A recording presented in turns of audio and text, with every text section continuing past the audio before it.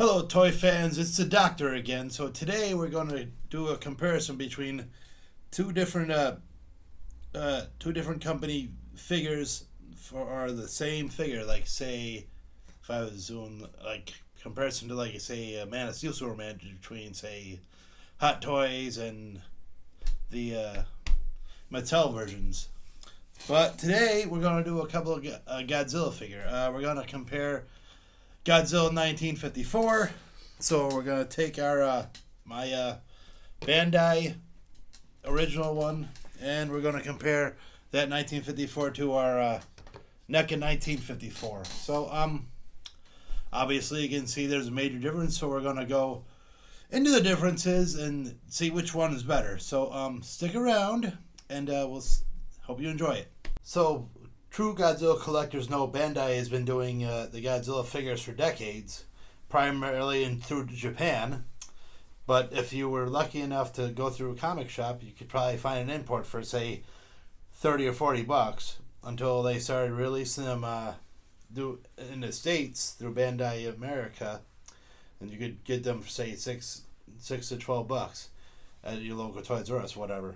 So, anyways, and then NECA in the last 3 or 4 years has started up doing Godzilla figures, and they run primarily $20 unless you get specific variants at like Comic Con or whatever. But otherwise, yeah, they've just been doing it for the past few years, and they're kind of new to it, which isn't a bad thing. So what's the difference? Let's take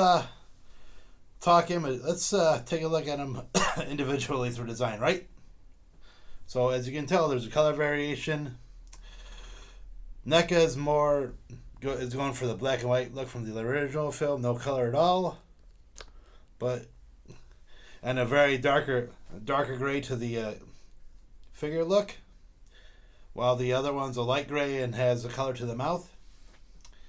Now we'll take a look at them from side to side, and you can probably see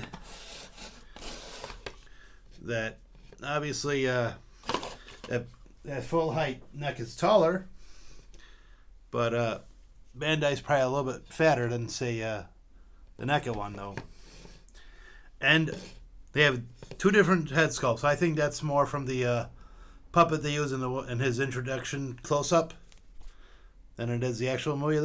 I'm not a big fan of this head sculpt, but you know what? Probably because the eyes are look to each side instead of looking straight ahead. Well, this is more the generalized one, I guess. Kind of a dumb look into his eye, but I just say that's a puppet one. That's the man in the suit, and you can tell the arms are a bit smaller on that one, and the legs are a little fatter on the Bandai. So yeah, let's go into the articulation and see what we can do with each one.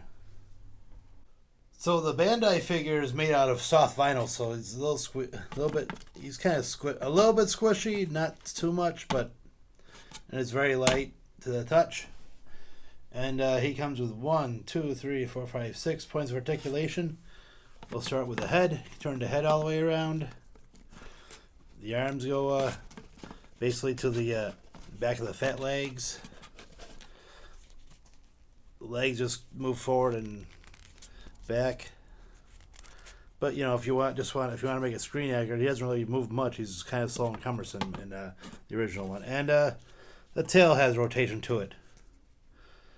But so that's the Bandai articulation. Let's take a look at the NECA one.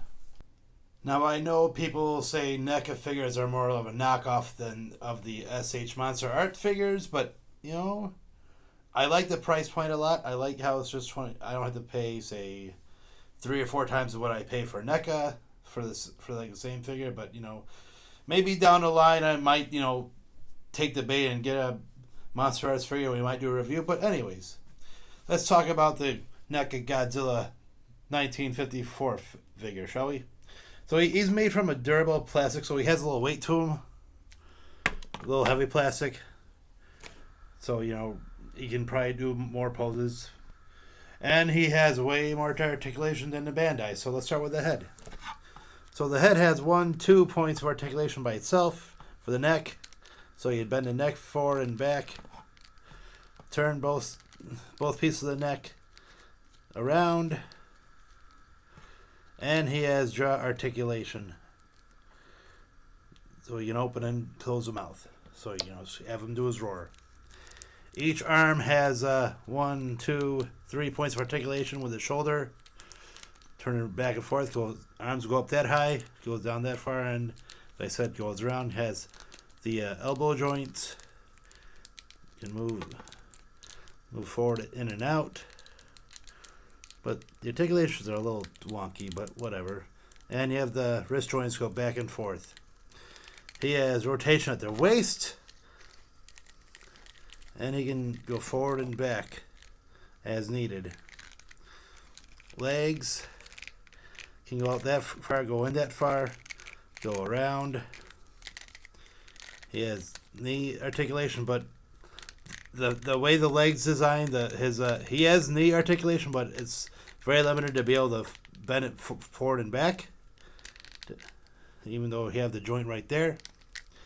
And you have a somewhat ankle pivot.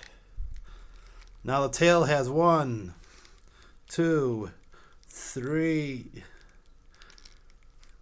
Is that right? 1, 2, 3, 4, 5 points of articulation. So you can pretty much bend the tail any way you want. Plus, the back end of the tail is a bendy wire, so you can bend the tail as you need.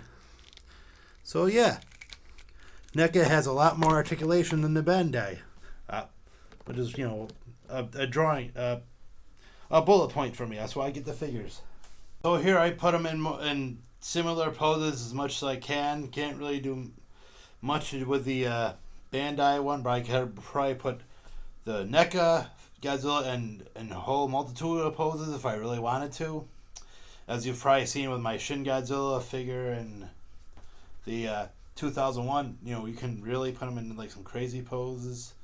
So yeah, it's no contest. NECA has more posability. So obviously I'm going to go with the NECA figure here for the more detail, the better sculpting. But depends on price point. I mean, NECA start out at 20, but the secondary market they go more now. So if you can find a cheap vinyl, go with it. It's all about price point, right? If you got, Godzilla collecting is Godzilla collecting. So, yeah, that's this episode of my figure comparison. Thank you guys for watching, and maybe we'll do another figure in the near future and compare them. So, see you next time. If you're still here, why not click here to watch another video while you're at it? Thanks, guys.